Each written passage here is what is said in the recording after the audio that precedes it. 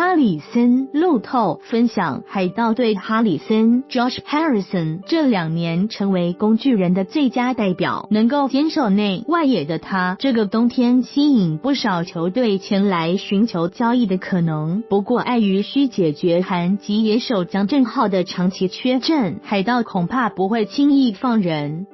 洋基想跟海盗交涉，除了先发投手科尔 Jared Cole 外，相传哈里森也是目标。另外，大都会和蓝鸟等球队也曾为了哈里森和海盗接洽过。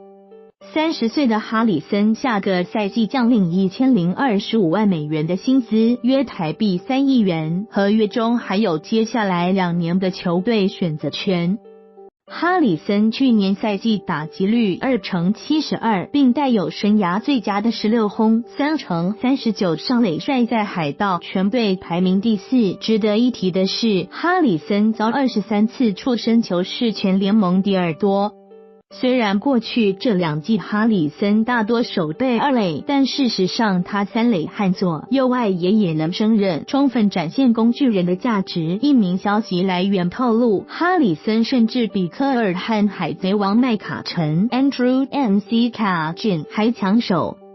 虽然海盗曾向其他球队表示哈里森是可交易的对象，但在江振浩因酒驾取得不了工作签证，归队几率不大的情况下，哈里森或许得留下来协助把守2、3垒大关。